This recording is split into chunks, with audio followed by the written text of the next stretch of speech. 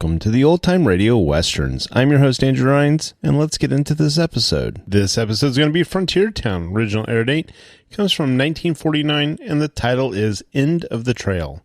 Hope you enjoy. Frontier Town, the saga of the Roaring West.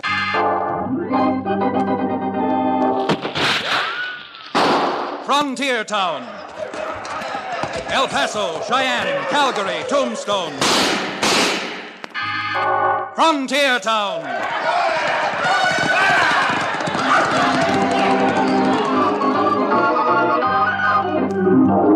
Here is the adventurous story of the early West, the tamed and the untamed. From the Pecos to Powder River, Dodge City to Poker Flat. These are the towns they fought to live in and lived to fight for.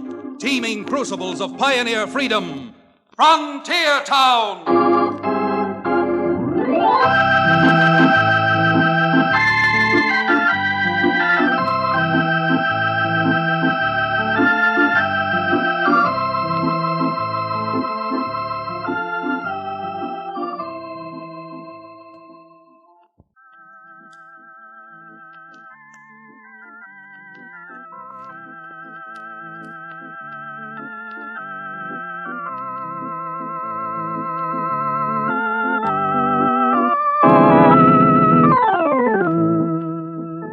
Howdy, friends. And in case you've forgotten, I'm Chad Remington, frontier lawyer from the little frontier town called Dos Rios. Now, even if you didn't remember my name, I'm sure you will remember I've told you time and again that the frontier is made up of all kinds of people, good and bad, shrewd and... Well, I'll let you draw your own conclusions as I tell you about my most recent case. My most recent case and client. Now, I've told you before how trouble has a habit of falling into my lap, and this case started with trouble. Real trouble, long before I came to hear about it. It seems that one of my fellow citizens, Chicago Eddie Doolin, who operates the Bottoms Up Bar and Entertainment Hall, wasn't satisfied just making money hand over fist. Chicago Eddie concocted a scheme to make money by the carload. Except to accomplish his purpose, he needed to own Fred Batchelor's Trails End Ranch. So taking along his bodyguard, an ape of a man called Monk, Chicago Eddie rode out to Batchelor's ranch and virtually laid his cards on the table. Take it from me, Batchelor. You'd be better off climbing down from your high horse. Blame right. Besides, ain't Eddie offering you more than this crumbly old ranch of yours is worth? Yeah. And I'll even raise my offer. Make it another $2,500. You got me over a barrel, Batchelor, 'cause I know that you know I gotta have your ranch. Well, what do you gotta say? One thing only. Both you slimy crooks get out of here before I blow you out. Come on, Monk. We'll be seeing you again, Batchelor. Believe me, we will. Boss, what was the idea of letting that old fogey run us out of there? Because arguing with a stubborn old fool like Batchelor is like trying to shout over Niagara Falls. Sure, I know, but without Batchelor's ranch, you got no way controlling the water in this valley. Who said I was going to be without his ranch? Why, you just... I mean, if he don't sell it to you... Batchelor don't have to sell it to us. But when he dies, not having no kin... What's to stop us from buying it from the probate court? Yeah, what's to stop it? You mean you're going to wait till Batchelor dies? Why, he looks strong enough to outlive you and me together. Sure. If we're suckers enough to let him die from natural causes. Come on, Monk. I got a feeling once we ride off here, Batchelor's going to head for the sheriff's office to tell him just what happened. Yeah. Except Batchelor ain't going to get no further than the little bridge over Sheepshead Creek, because he's going to meet with an accident. His last accident. All right, pull it. Get up there.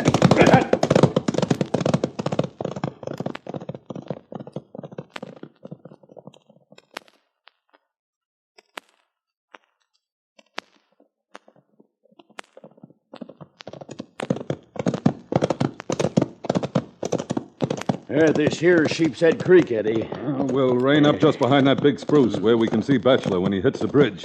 Only he won't be able to see us. Oh, there. Oh. Whoa. Yeah, supposing Bachelor doesn't go to town. Then we got a long wait, ain't we? Yeah, and something else, boss. If they find him with slugs in his body, they may be able to hang it on... I said he was having an accident, and that's just what's happening to him. That big bay stallion he rides is a pretty spirited horse. If we threw some shots around the horse, don't you think he'd spook and buck and smash through the bridge, huh? That railing's pretty flimsy, you know. Yeah. Yeah, then he'd really have it. Oh, hey, look, Eddie. Here comes Bachelor now. With the sun right behind him, what a target he makes. Come on, Monk. Empty your holster. All right, Monk. He's on the bridge. Now get him!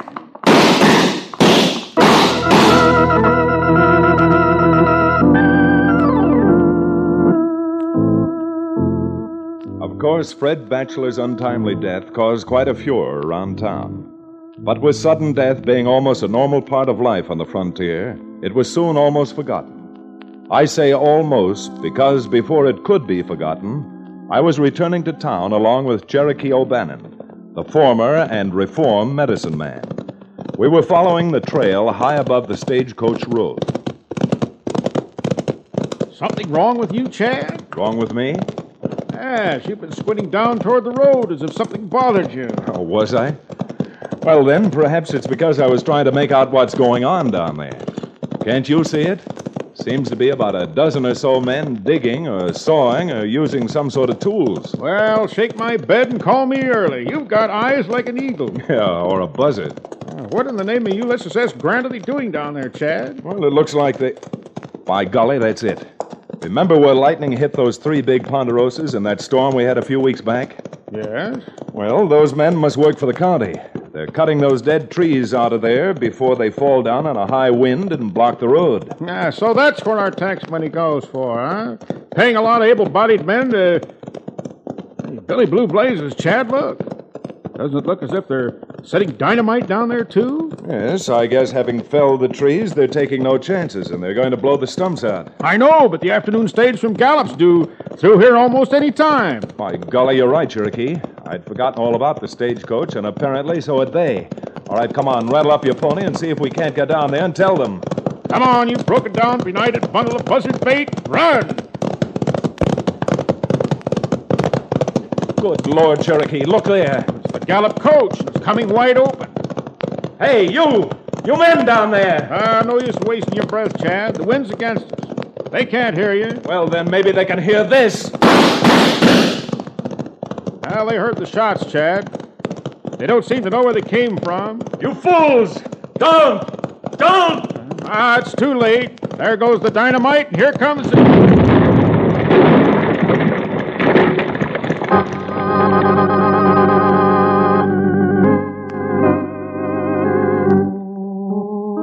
Did you ever see a matchbox that a bear had stepped on? Well, that's just about the way that the stagecoach looked. Except that, miraculously, no one had been seriously hurt. The driver and the shotgun guard had been knocked off the box by the concussion and were only scratched and bruised from rolling around. And the only passenger, a woman of uncertain years, well, aside from her hat being awry, she was as good as new. And in her case, that's saying a lot. But more to the point, we put her aboard Cherokee's horse, riding double, and started out for town, telling the driver we'd send a crew from the coach company office to bring them back along with the baggage and mail. It was on the ride, or jog, back to town that we managed to get acquainted with the lady in question. I hope I'm not holding you too tight, Mr. The name is O'Bannon, and you are holding on too tight, madam. Oh, I'm not madam. I'm Miss Myrtle Summers. It's a pleasure. So what, Miss Summers? Now may I make you acquainted with my friend, Mr. Revington? Howdy, ma'am. Miss. Remington, do you happen to have any kinfolk by the name of Remington who live in New Bedford, Mass? No, I haven't, Miss Summers. That is, I don't believe that I have any relatives in Massachusetts. I was born here, and my father came from Chattanooga. You were born here? Oh, isn't that romantic, being born a cowboy? Mr. Remington is not a cowboy. He happens to own a ranch. Which, may I add, was left to me by my father. But my principal vocation is the practice of law. No, you're a lawyer? Oh, this is a kismet. Fate! I always say there's a purpose behind everything. And that was the purpose behind the explosion. I'm afraid you're several jumps ahead of me, Miss Summers. Well, this is too much of a coincidence just to be, just a coincidence. This has got to be fate because, you see, Mr. Remington, I'm coming to Dos Rios for only one purpose, to engage a lawyer.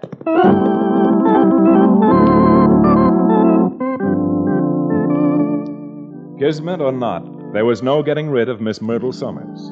So on arriving in town, we went immediately to my little office located on the second floor of Cherokee's livery stable. And that's about all there is to it, Mr. Remington. And you, too, Mr. O'Bannon. I certainly don't mean to leave you out. Oh, that's quite all right. One way or the other. Now, let's see if I have the facts straight.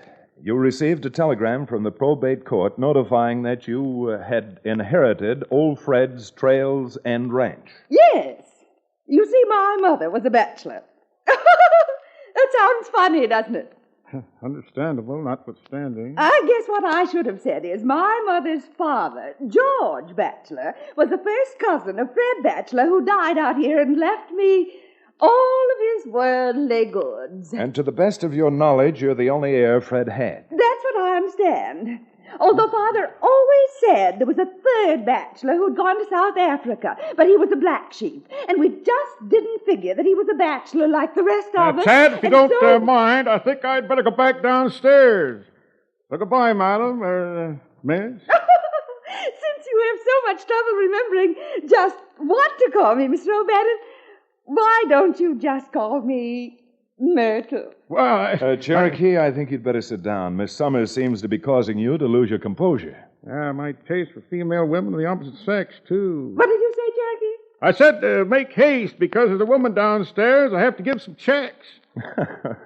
Cherokee, the best thing for you to do is... Oh, Mr. Remington, what was that? A small-sized boulder with a note attached to it. Well, the rain was good. Landed right on your desk. What does it say, Chad? Well, it says... never mind what it says. But I'm telling you this much, Miss Summers. I'm taking your case, and just as long as you stay in Dos Rios, I'm making mighty sure that you have a bodyguard.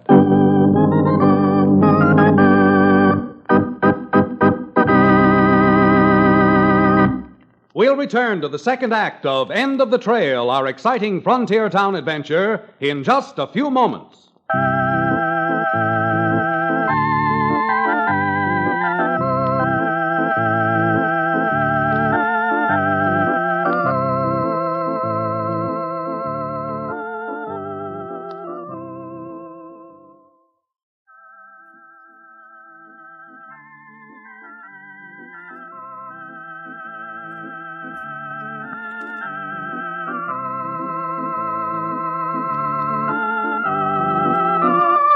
And now, Frontier Town.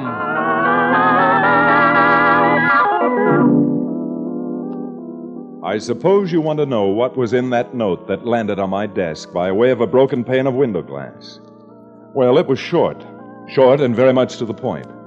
In words, none of which was over 2 syllables, it warned me that if I didn't advise Myrtle Summers to sell the ranch she'd inherited from Fred Batchelor and go on back east where she belonged, this would be the last case I ever handled. That is, until I pleaded my own case in front of the pearly gates. Well, once the stagecoach company had gotten the luggage back to town, we installed the angular and husband-hungry Myrtle in a hotel room, completely unaware that in the private office behind the bottoms-up cafe and entertainment hall, Cherokee, Myrtle, and I were the basis for a whole discussion. I don't know, Eddie. From the little I've seen of this Chad Remington, he don't scare easy, if at all. Yeah, look, Monk, we gunned down one man, arranged for a blast we thought would wreck the stagecoach and this Summers woman. And believe me, I ain't stopping there. Just because Chad Remington stuck his long nose into this. Okay. But if Remington advises her not to sell the ranch, what are we going to do? Yeah. And besides, if either one of us are found making her a fancy offer for that Trails End ranch, someone's liable to figure out just what the accident was that happened to Fred Batchelor. Look, well, you keep on asking questions, I ain't going to be able to think. I'll figure out something, don't you worry. Right now, all I can tell you is nobody, not even the great Chad Remington, is going to stop us from getting that ranch and controlling the water. If it means 10 more killings.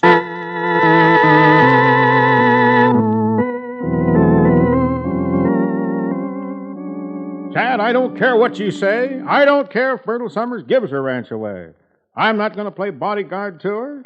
No, or chaperone, escort, or even wet nurse. Oh, yes, you are. Oh, no, I'm not. I've seen better-looking things in Myrtle Summers when I've had the DTs. Chad, have you no heart, no friendship? I've got a lot of friendship for everyone in Dos Rios Valley.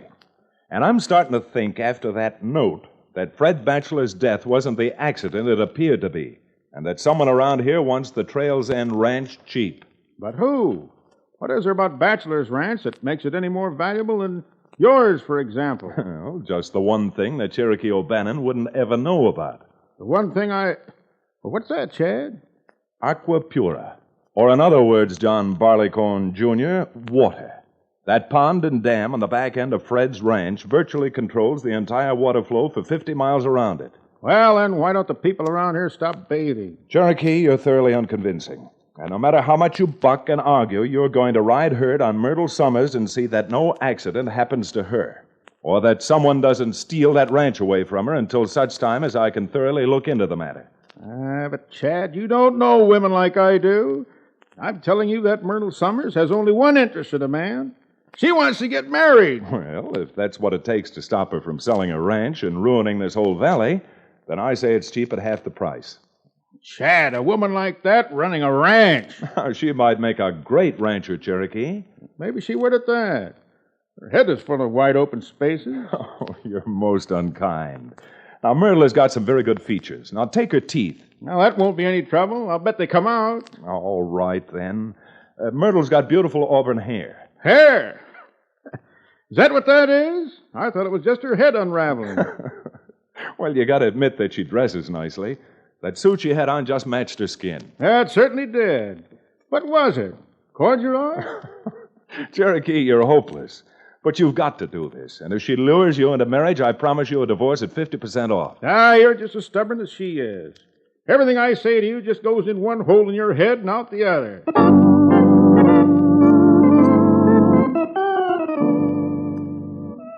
Yep, it was a tough spot. But I won out in the end, and Cherokee went over to the hotel to escort Myrtle to supper. It was quite a tete-a-tete, the way I got it. Cherokee, may I have some more coffee? Well, what's the matter with you, Cherokee? You're not paying any attention to me at all. I guess I was just ruminating. Oh, a penny for your thoughts. What were you thinking about, Cherokee? Something romantic? Why should I be thinking about something romantic? Well, you're a man, aren't you? Of course. And I'm a woman, aren't I? Myrtle, I wish you wouldn't start arguments. Now, that's not very nice, Cherokee. What do you take me for? A moron? An idiot fool? Well? What's that first word again? Cherokee O'Bannon. If you're trying to insult me, insults roll off me like water off a duck's back. Myrtle, you seem to have something there. If you're not nice to me, I'm going to sell my ranch and go back home. Now, let's not do anything hasty. Well, why should I stay out here? I can sell the ranch, take the money, and live to a ripe old age. Again? That's enough. You've insulted me for the last time. Goodbye, Mr. O'Bannon. Well, goodbye. My miserable luck, we'll probably be meeting again. Oh! You're impossible. I hate you. I hate you. I hate you. So she hates me, eh? Well, even though I take only an occasional drink, this seems like it might be the occasion. Oh, waiter, bring me 10 occasional drinks. Bring them in a hurry.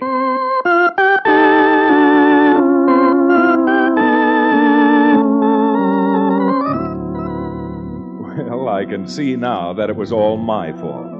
Knowing Cherokee and having seen Myrtle, I should have known what would happen. But not only didn't I know what would happen with Cherokee, but I didn't know what would happen when Chicago Eddie's bodyguard, Monk, saw Myrtle stalk out of the dining room in tears. And then she banged her way out, clumped upstairs, went to her room, and slammed the door. If you're going to make her an offer for that ranch, now's the time, Eddie. Offer nothing. Huh? Well, you mean you're Welshing? No, you lunkhead, of course not. But don't you see? If we was to make her an offer, even if she accepted it, she'd go back to Remington to have him check the papers. Yeah? Yeah, and what's more important, just like you said before, somebody just may start getting nosy about Fred Batchelor's accident. Well, so then what are you going to do? While you was out trailing her and O'Bannon, I cooked up an idea, first-rate idea. That is, if she likes to gamble, and what woman who looks like Myrtle Summers don't like to gamble? You mean take her for all her cash and then have her put up the ranch for more? Yeah, you're a real bright boy, Monk. Well, criminy, boss, how you going to get her in here and get her gambling? For a bright boy like you and a dame who's crying and already sore at the world, that shouldn't be too hard. Now, listen to me and pay attention. Okay. Yeah, you go over to the hotel and go up to her room, see? You introduce yourself to her as a member of the local businessmen's committee. And tell her that we're so honored she's taken over the Trails End Ranch. And the Dos Rios Businessmen's Committee is throwing a big shindig just for you, in your honor, tonight. Well, if that isn't the nicest thing. Then you'll come. Oh, it's the Businessmen's Committee, isn't it? You're a card, Miss Summers. Yeah, you're a card. Well, what do you say we go? Why, sir? Say, if he's not there already, do you think it'd be all right if I invited that nice man who helped me this afternoon, Mr. Remington? Well, I'm afraid you see, Miss Summers, this businessmen's committee is only the better class of people in town. Remington don't belong, and the boys wouldn't like it if he was there. Oh, but Mr. Remington seems so nice. Oh, he ain't so bad, but that liquorhead he runs around with, O'Bannon, we don't approve of either one of them. Well, I can certainly see what you mean when you mention that O'Bannon. And now, if you'd be good enough to get me my gloves, let's be on our way.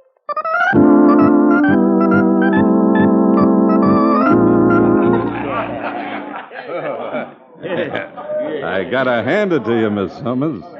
I just can't seem to beat you. I guess I'm just the luckiest thing ever. I've won over $50 so far. With the way your luck's running, you ought to see if you can't get Eddie to raise the stakes. You'd probably end up owning the whole place. Well, I don't know about that. Oh, my, Eddie, I'm surprised at you. I thought you were a real sport. And besides, what's a little money amongst friends?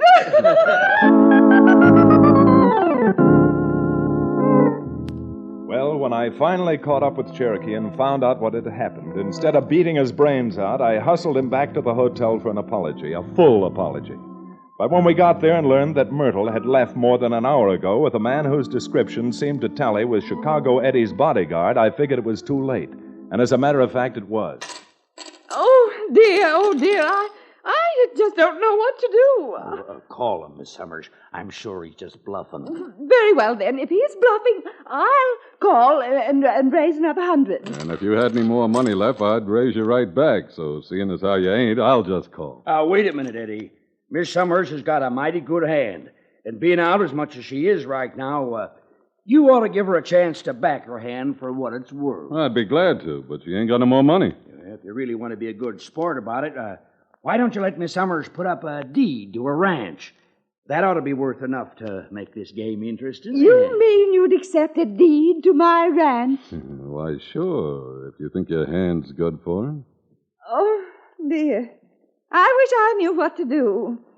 What do you think I should do, Mr. Monk? What do I think? Well, here's what I think. A piece of paper and a pen to write out that deed. Well, if you say so. What do I have to write? This. For $1 and other valuable consideration in hand received, I herewith assign all my right, title, and... Hey, what's that? Monk, go see who it is. Sure thing, Eddie. I'll go. And make sure nobody but our invited guests get in. All right, Miss Summers, just keep on writing. All my right, title, and interest in the land and its improvements described as... Hey, Eddie! Huh? It's Remington and O'Bannon. You're blame right, it's Remington and O'Bannon, and we're coming in. Quick, somebody, shoot out them lights!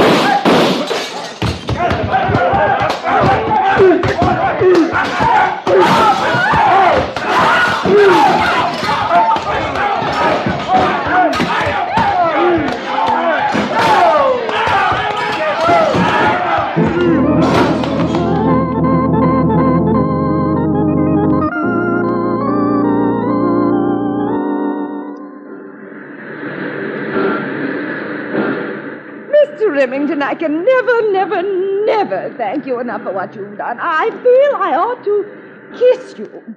Kiss you both. Chad, help me, protect me, save me. Oh. Oh, Myrtle, you'd better get on that train before it pulls out without you.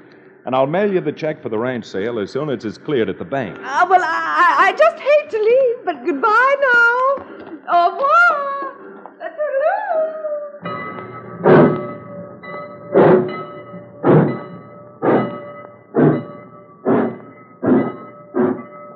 Well, Cherokee, that's that. Now I shall repair to some nearby tavern and order a quart of alcoholic beverage. Now, wait a minute, Cherokee. You're not taking on board that much drinking liquor. Drinking liquor? Heavens to Betsy, no. What I want is a disinfectant. I didn't duck soon enough, and Myrtle kissed me right on the mouth.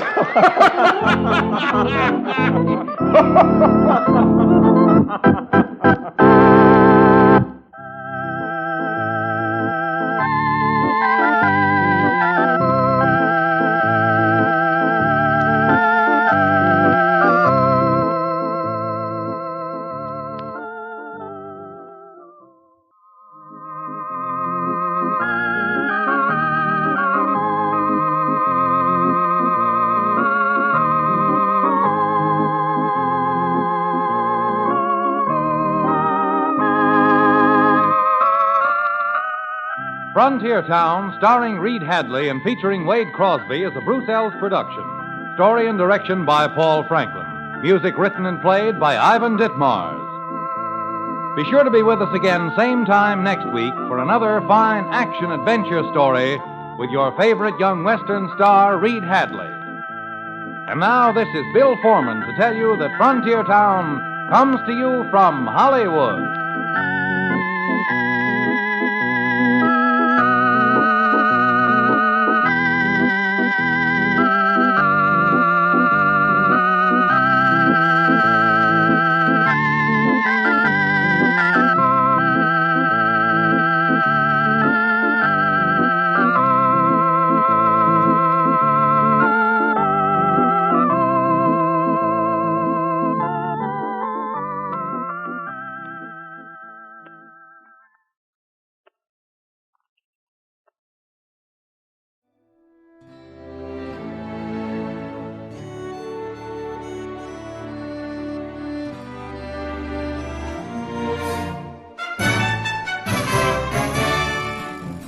This has been a presentation of OTRWesterns.com, and we hope you enjoyed. Please take some time to like and rate our shows in your favorite podcast application. Follow us on Facebook by going to OTRWesterns.com/Facebook. Subscribe to our YouTube channel by going to OTRWesterns.com/YouTube.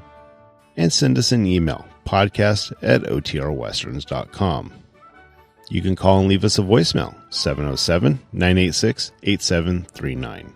This episode is copyright under the Attribution Non-Commercial Share-alike copyright. For more information, go to OTRWesterns.com/copyright.